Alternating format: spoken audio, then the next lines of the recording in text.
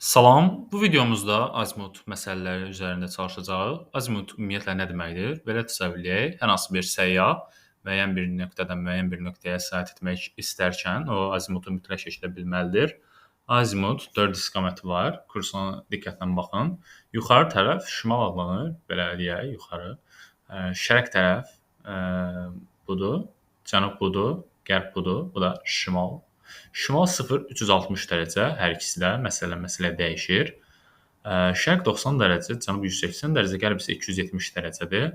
Sualları mən Topldan götürmüşəm. Oradan hər bir sualın sıra nömrəsi ilə bura qeyd etmiş və bunların hər birinin izahını sizə verəcəyəm. 9. Turistlər şimal istiqamətinə 4 km getdikdən sonra 270 dərəcə azimutla 4 km getdilər. Onlar əvvəlki məntəqəyə ən qısa yolla hansı istiqamətdə və azimutla qayıtmalıdır? Deməli, şimal istiqamətində 4 kilometr, qərb istiqamətində, yəni 270 dərəcə azimutla 4 kilometr getdilər. 270 dərəcə nədir? Bax qeyd etmişdik, qərb istiqamətidir. Onlar əvvəlki məntəqəyə, yəni bu nöqtəyə ən qısa yolla hansı istiqamət azimutla qayıtmalıdırlar? Təbii ki, cənub, şərq istiqamətinə qayıtmalıdırlar. Bu da 135 dərəcə. Bəs cənub-şərqin 135 dərəcə olduğunu necə rahat yadda saxlaya bilərik? Şərq 90 dərəcəli, cənub 180 dərəcəli, bunu bildik. Cənub-şərq, yəni bu iki xəttin ortasını tapmaq üçün onları toplayıb 90 plus 180 bölməliyik 2-yə. Bu bizə 135 dərəcə verir. Deməli, cavab A variantı, cənub-şərq 135 dərəcə. 10-cu sual. Turistlər 270 dərəcə azimutla 3 km, sonra şimal istiqamətinə 3 km yol getdilər. Əvvəlki məntəqəyə ən qısa yolla hansı istiqamət və azimutla qayıtmalıdırlar? Turistlər 270 dərəcə azimutla, yəni qərb istiqamətində 3 kilometr belə. Sonra şimal istiqamətinə 3 kilometr getdilər. Əvvəlki məntəqəyə, yəni bu nöqtəyə ən qısa yolla hansı istiqamət və azimutla qayıtmalıdırlar? Cənub-şərq istiqamətinə qayıtmalıdırlar. Cənub-şərq bax neçə olduğunu demişdik. 90 topladı 180 ilə böldü 2, 135 dərəcə. 11-ci sual. Turistlər düşərgədən çıxaraq əvvəl qərb istiqamətində 5 km, sonra 180 dərəcəli azimutla da 5 km hərəkət etdilər. Onlar düşərgəyə ən qısa yolla hansı istiqamət azimutla qayıtmalıdırlar? Elə həmin suallara bənzəyir. 5 km qərbə gedirik. 180 dərəcəli azimut nədir? Cənub istiqamətində. Cənub istiqamətinə 5 km gedirik. Yəni başladığımız nöqtəyə buradan bura getmək üçün hansı istiqamət azimut lazımdır bizə? Şimal-şərq. Şimal-şərq. Neçə verir? 0-dır bu. Bu 90-dır. Şimal 0-dır. Şərq 90-dır. Biz bax qeyd etmişdik ki, şimal həm 0 həm 360 ola bilər. Bunu necə aid edə bilərik? Hansını daha yaxın onu seçirik. 90 0-a daha yaxındır, yoxsa 360-a? Təbii ki 90 0-a daha yaxındır. Ona görə də 90 ilə 0-ı toplayıb bölürük 2-yə. Deməli, şimal-şərq 45 dərəcədir. 15-ci sual. Cənub qütbündə 90 dərəcə 120 dərəcəli meridianlar boyu hərəkət edən müşahidəçi nəticədə hansı istiqamətdə getmiş olur?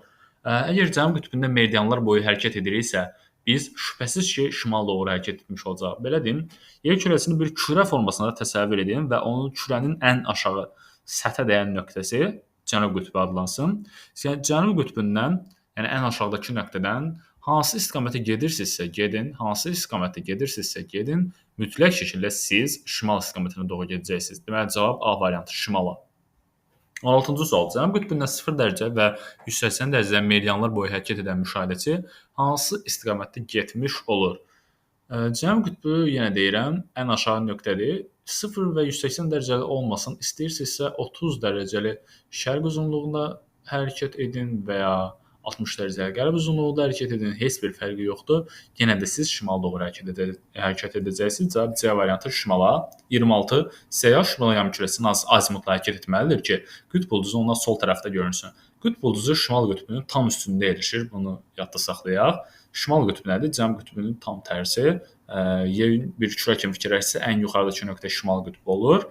Deməli, şimal qütbündən biz əgər fikirləşsək ki, bizim sol tərəfimizdə dayansın, biz hansı istiqamətə hərəkət etməliyik? Təbii ki, 90 dərəcəlik azimut istiqamətinə, yəni sağ tərəfə doğru biz hərəkət etməliyik.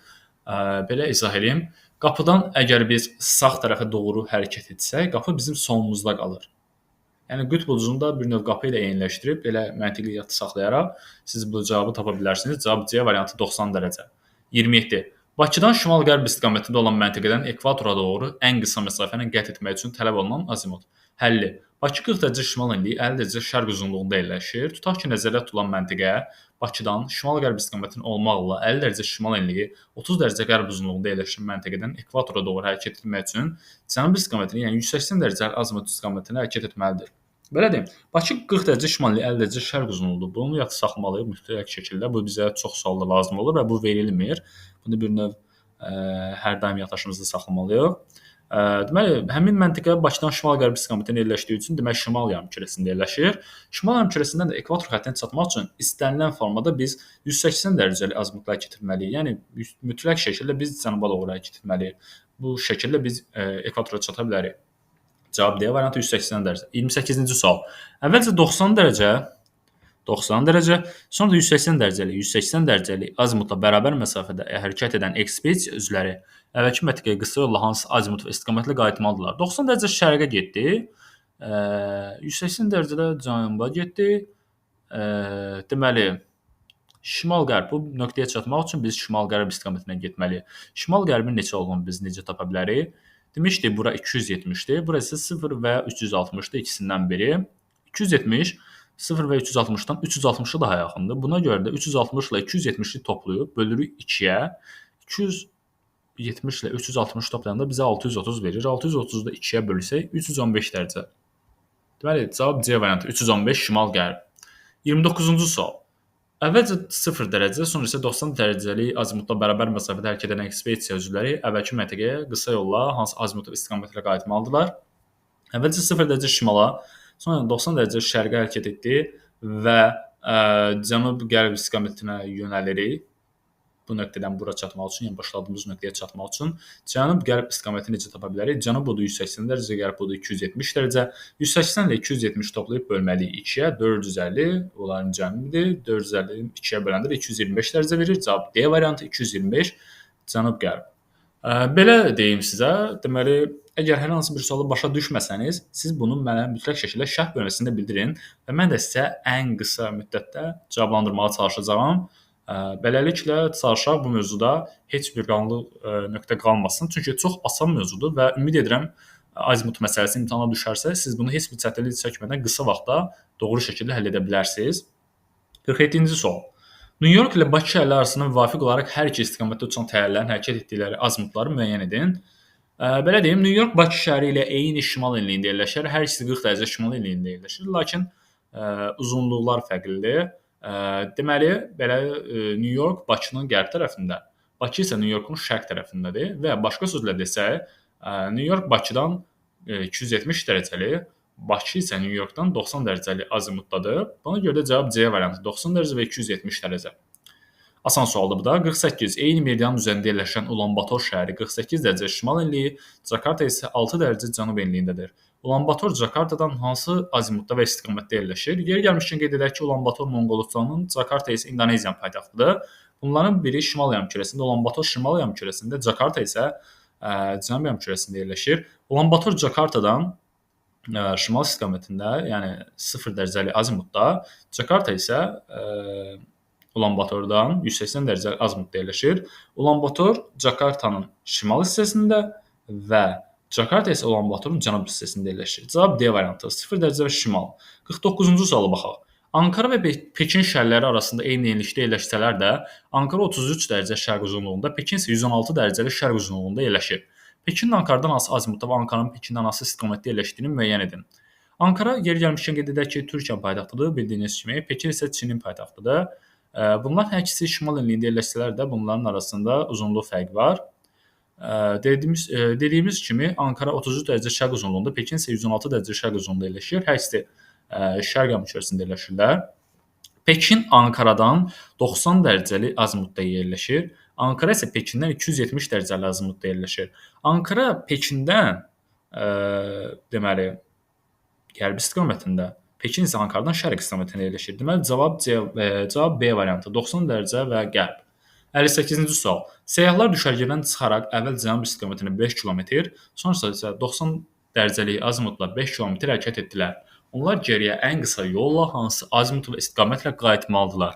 Deməli, cənub istiqamətində bu nöqtədən, yəni başlanğıc nöqtəsindən 5 kilometr cənuba getsək, 90 dərəcə azimutla, yəni şərq istiqamətinə 5 kilometr getsək, başladığımız nöqtəyə, yəni bura çatmaq üçün ən qısa istiqamət və azimutla 315 dərəcə, yəni şimal-qərb arası hərəkət etməli.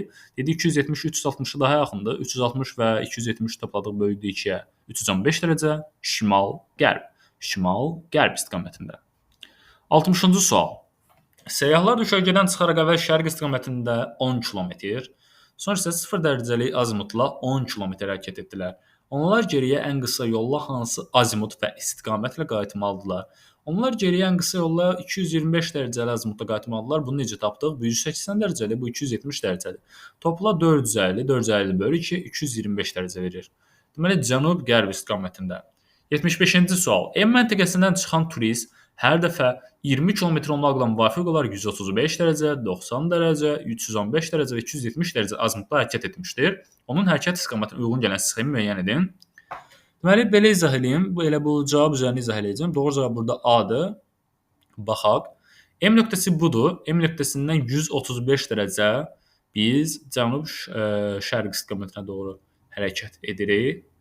Çünki 135 90 ilə 180-in arasında yerləşir ki, 90 da şərq, 180 isə cənub olduğu üçün deməli istiqamət cənub-şərq istiqaməti, 90 dərəcə şərq, 315 dərəcə şimal-qərb, 370 isə qərb istiqaməti. Deməli cavab A variantı. Bu da asan sualdır. Dediyim kimi, sadəcə azimut məsələsinin təməl məntiqini anlasaz, bu isə istənilən sual sizə çox asan gələcək. 88-ci suala baxaq.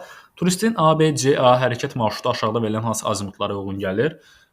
Deməli, istiqamətimiz belədir. A, B, C və təkrardan A. Bir növ üçbucağı tamamlayırıq. A-dan B-yə 45 dərəcə, yəni şimal-şərq istiqamətində. B-dən C-yə 135 dərəcə, yəni cənub-şərq istiqamətində. C-dən A-ya isə 270 dərəcə, yəni qərb istiqamətində hərəkət etməliyik. Belə.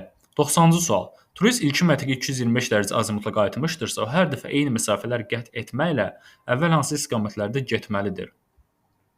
Deməli, turist ilkin məntəqəyə 225 dərəcəli azimutla qayıtmışdırsa, yəni bu istiqamətdə, yəni bu nə deməkdir? Cənub-qərb istiqamətində qayıtmışdırsa, hər dəfə eyni məsafələr qət etməklə əvvəl hansı istiqamətlərdə getməlidir? Yəni bu nöqtəyə çatmaq üçün bu nöqtədən bu istiqamətdə və ya bu istiqamətə hərəkət etmək lazımdır ki, bunun biri şimal-şərq istiqamətidir, biri isə şərq-şimal istiqamətidir. Eyni nöqtəyə çatırıq, sadəcə ardıcıllıq dəyişir. Birində ilk öncə şərqə, digərində isə ilk öncə şimala doğru hərəkət edirik. 92-ci sual. Yer səthinin müəyyən bir nöqtəsində hərəkətə başlayan səyyah şimal istiqamətinə 10 km, sonra qərb istiqamətinə 10 km, cənuba doğru daha 10 km-də yol gedib, hərəkətə başladığı nöqtəyə çatdığını gördü. Səyyah haradan hərəkətə başlamışdır? Deməli, səyyah şimal istiqamətində cənub qütbündən başlayıb. Sadəcə mən sizə indi sualın məsələsini məntiqini izah edəcəm. Bu tip məsələlərdə ümumiyyətlə çox vaxt cavab cənub qütbü və ya şimal qütbü çıxır. Niyə? Çünki bu yer kürəsinin iki sadəcə nöqtə var ki, digər bütün nöqtələrdən fərqlənir.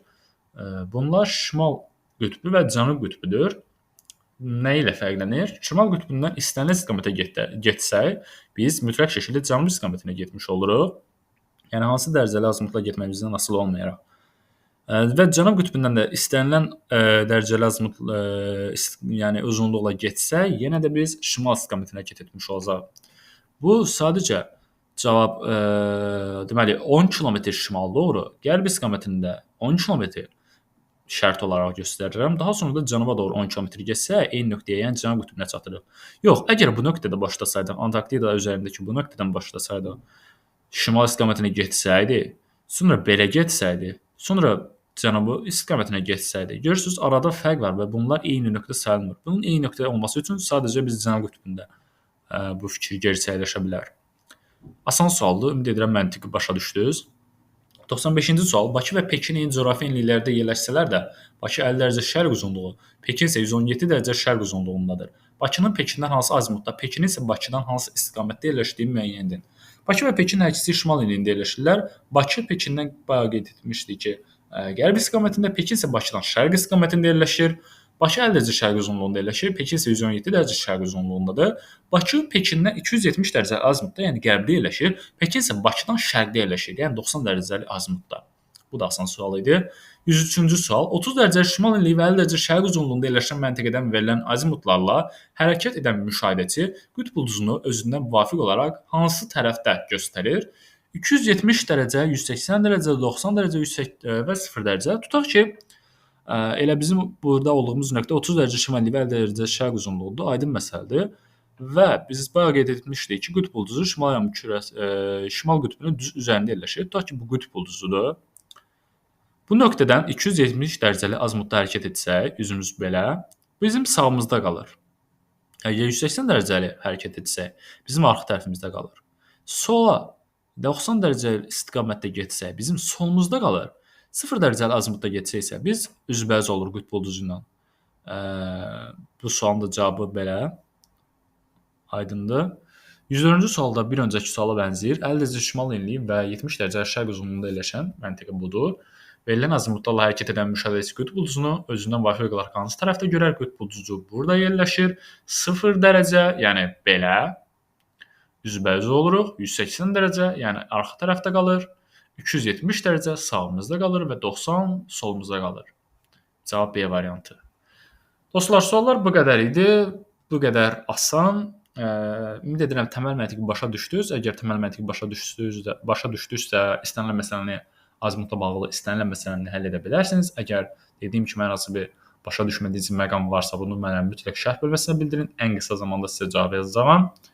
Və bir də əgər hazırlığa yazılmaq istəyirsinizsə, mənim şərh bölməsində qeyd etdiyim qeydiyyat nömrəsi ilə əlaqə saxlayın. Çox keyfiyyətli şəkildə öyrənəcək. Əgər başlamaq istəsəz, müxtəlif məsələlər işləyəcək. Nəzəriyyəni lazım olduğu kimi əsl imtahana düşən formada mükəmməl şəkildə öyrənməyə çalışacaq. Belə. Ümid edirəm hər şey aydındır. Sağ olun.